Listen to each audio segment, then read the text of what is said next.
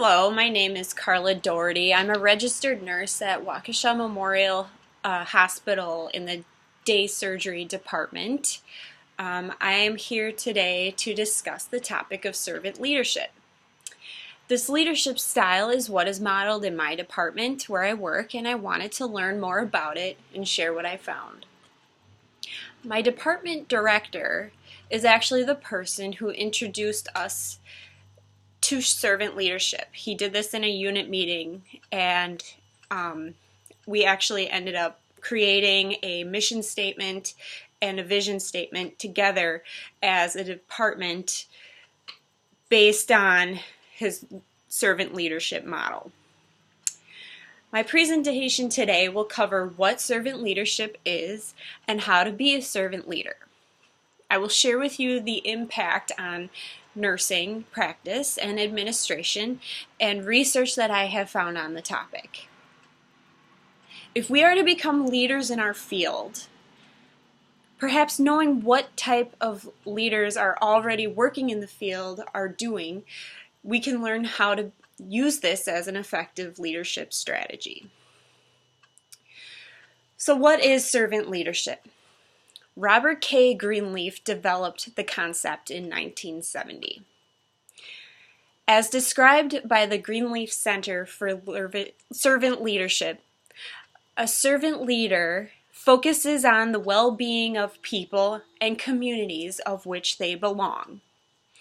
A servant leader shares power, puts the needs of others first, and helps people develop and perform as highly as possible, as they stated on their website this year. There are 10 principles in servant leadership that are easily adapted by nursing staff to implement into practice. The principles are listening, empathy, healing, awareness, persuasion, conceptualization, foresight, stewardship, commitment to the growth of people, and community building. As described in the article entitled Servant Leadership, Enhancing Quality of Care and Staff Satisfaction, Neal and Saunders describe servant leadership as the application is based on the dignity and self-worth of all people and emanates from the democratic principle that a leader's power is generated from those who are led, written in 2008. In practice, this is done by utilizing an interdisciplinary approach. Input is requested by all team members, and everyone assumes a responsibility on how the unit works, and the results are found in Neal and Saunders' article for a VA hospital that there were consistently higher patient and employee satisfaction ratings. In an article written by an RN CEO of a troubled healthcare system, her name being Deborah Yancer, the implementation of the servant leader model was discussed. This particular healthcare system had suffered from several breakdowns in healthcare delivery. There was situation of staff leaking information to the media about the difficulties the hospital was having, and there was a poor response from leadership of the hospital to addressing concerns not only to the public but to the staff working for the hospital. The author, Deborah Yancer, shared how patients would often question every routine medical order and would call regulatory bodies and voice concerns frequently, causing unannounced surveys of the hospitals for compliance of care. She would even mention that patients would bring in newspaper articles that were negative about the hospital and then use those as evidence in questioning these plans of care that they were trying to do for the patients. This eventually grated on medical and nursing staff, and these would be the people that stayed with the organization and tried to stay loyal to the hospital system. So when Ms. Yancer was hired as the RN CEO. She discussed how she decided to build trust back up with the staff by using the servant leader model. In her article, her research was done by using the hospital as a patient and discussing how to rehab that patient, being the hospital, to be going back to its health and wellness as an organization. Not only as the healthcare delivery, but the perceptions by the public so that people did not have concerns about coming there for their healthcare. It was important to her to be present and visible to staff and meet with them frequently and see how things were going. The results were that conditional accreditation was replaced with full accreditation by the Joint Commission, and eventually they were awarded the Hospital for Excellence in the use of outcome measurements to improve quality and safety of care. And they eventually were named in the Thomson Reuters 100 top hospitals for performance improvement leaders. Her advice for nurse leaders is to make peace with colleagues, practice compassion inherent in every role, and to be the face of your department and to be the culture you want to grow, she said in her 2012 article. In the Swedish study of 240 employees in 4 different units of a hospital about the impact of servant leadership on leader-member exchange relationship, which would be the relationship between supervisors and the employees of the hospital. So it's being referred to as leader-member exchange relationship. It demonstrated a correlation of a positive relationship with the use of servant leadership techniques. The study was conducted with the use of a questionnaire, and employees volunteered to participate during work time. The authors of the study had an 80% response rate of participants of the hospital units. The participants were asked questions and were to rate the responses on a scale of 1 to 7. 1 being strongly disagree, and 7 being strongly agree. The sample included 59% of them being registered nurses, and the rest made up of unit secretary, physicians, and any other staff that were employed by the units. Work experience of these participants ranged from new hires to the more experienced staff members.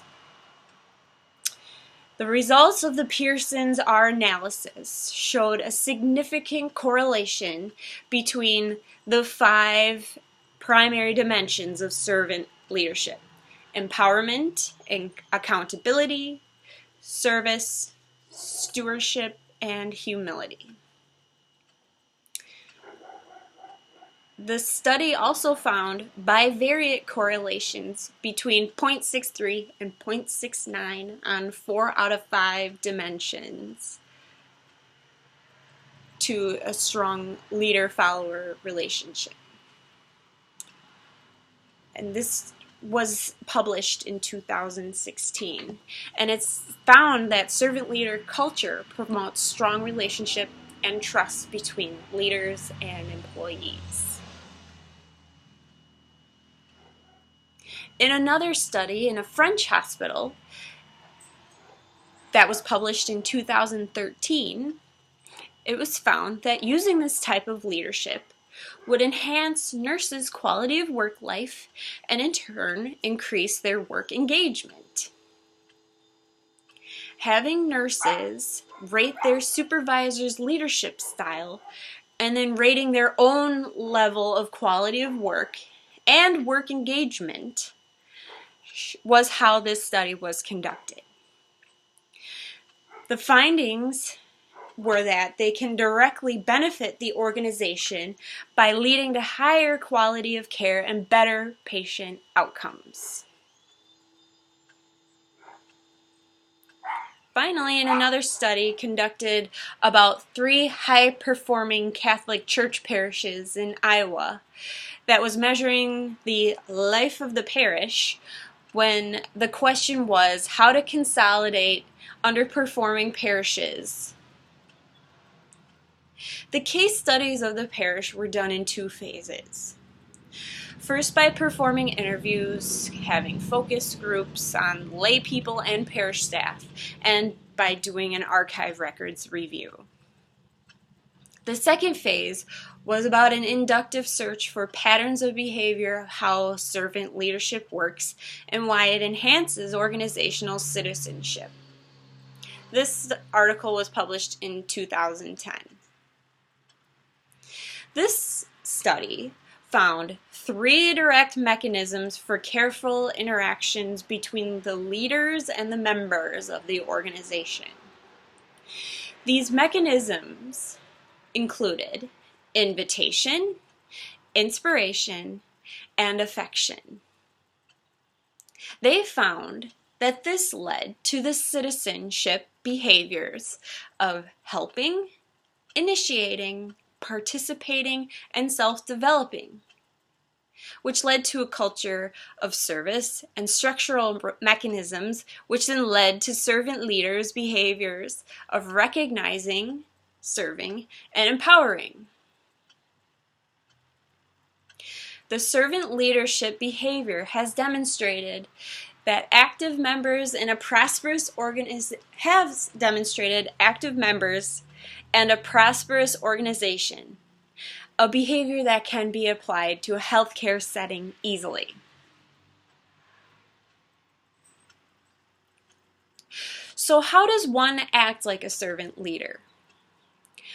What do we, as future leaders in the nursing profession, do to encourage input and have a thriving department and maybe even a future thriving healthcare organization? Let's examine the characteristics of a good servant leader and how their behaviors reflect on the principles mentioned earlier. And I included these principles on the handout to help you to refer to more easily, and these behaviors that might come in handy for you when you eventually lead your department or organization. In practicing service to others, the focus of the servant leader is to, first and foremost, fulfill a need to serve others. This article was published in 2013, and it found that a servant leader is to show care for others and to have a mindset to be a mentor. It does not mean that you are of service to others at all times, but others' needs are considered when making decisions, and others' needs and input is desired when you are creating a plan for your department.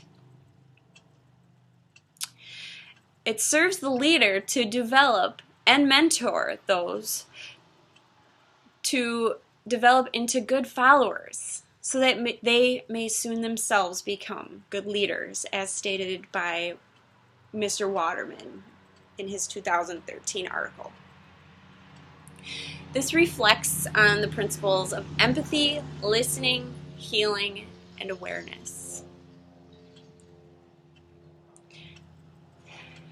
When looking at a healthcare organization as a community, it is helpful to consider the culture of the community. This community has its very own beliefs, values, and established structures. Developing partnerships and alliances with those in the organization opens up the lines of communication where input may be considered. A servant leader has to be compassionate and a compassionate collaborator when making decisions that affect others. Not only does this help build relationships and trust, but also values the input of others and considers their experiences will help increase understanding of those affected by decisions. This reflects on the principles of persuasion, community building, foresight, stewardship, and awareness.